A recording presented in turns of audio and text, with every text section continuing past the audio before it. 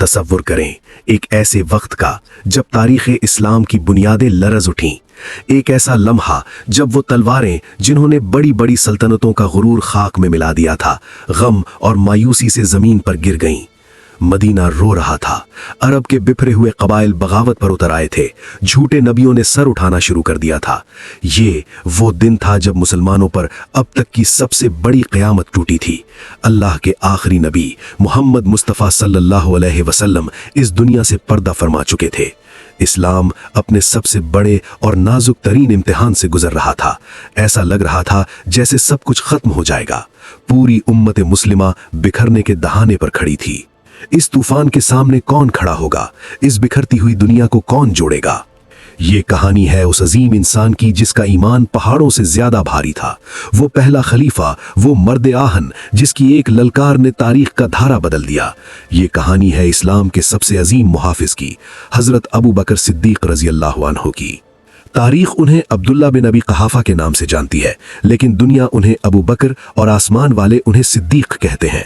इस्लाम की तारीख में उनकी अहमियत इसलिए नहीं कि वो पहले खलीफा थे, बल्कि उनकी अजमत इस बात में है कि जब पूरी दुनिया ने रसूलुल्लाह सल्लल्लाहु अलैहि वसल्लम को झुठलाया तो अबू बकर वो पहली हस्ती थे जिन्होंने बगैर किसी हिचकिचाहट, बगैर किसी दलील के सिद्क़े दिल से आप सल्लल्लाहु अलैहि वसल्लम की तस्दीक की।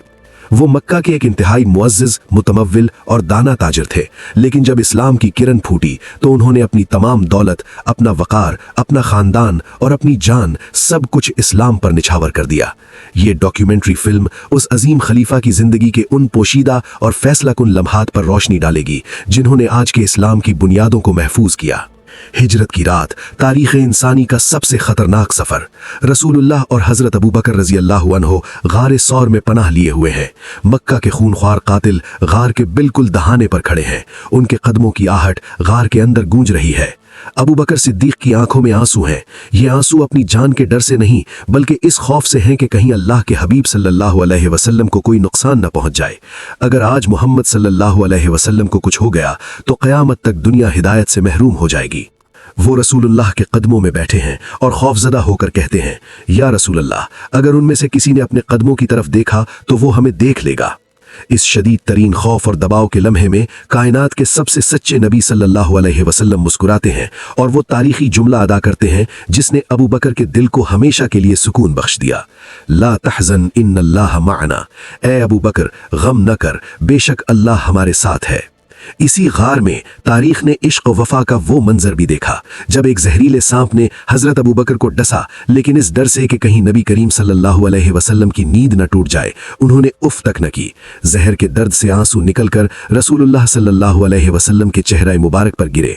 तब आप बेदार हुए और अपना लाबे दहन लगाया। ये महज एक सफर नहीं था, ये क़यामत तक के लिए वफा की एक नाकाबिले तस्खीर मिसाल थी। सन 11 हिजरी मदीना पर वो दिन आ गया जो तारीख का सबसे तारीख दिन था। वो खबर फैल गई जिस पर कोई मुसलमान यकीन करने को तैयार नहीं था। रसूलुल्लाह सल्लल्लाहु अलैहि वसल्लम विसाल फरमा गए। सहाबा कराम के होश उड़ गए। किसी की जबान गुंग हो गई तो कोई सदमे से गिर पड़ा। हजरत उमर फारूक रजी अल्लाह अन्हु, जिनके नाम से अरब कांपता था, शिद्दत गम से अपनी तलवार निकाल कर खड़े हो गए और फरमाया, जिसने कहा कि मोहम्मद सल्लल्लाहु अलैहि वसल्लम वफात पा गए हैं, मैं उसका सर कलम कर दूंगा। पूरा मदीना एक नफ्सियाती और जज्बाती तबाही के किनारे पर था। इस तूफान, इस शदीद बहरान और मौत के साए में एक शख्स घोड़े पर सवार होकर आता है। ये अबू बकर हैं। वो सीधे रसूल अल्लाह सल्लल्लाहु अलैहि वसल्लम के हुजरा मुबारक में जाते हैं।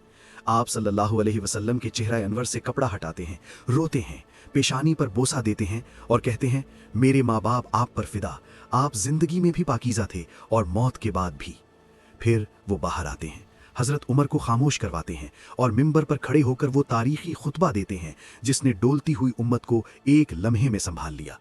लोगो, तुम में से जो कोई मोहम्मद सल्लल्लाहु अलैहि वसल्लम की इबादत करता था तो सुन ले कि मोहम्मद सल्लल्लाहु अलैहि वसल्लम वफात पा चुके, और जो कोई अल्लाह की इबादत करता था तो बेशक अल्लाह जिंदा है और उसे कभी मौत नहीं आएगी।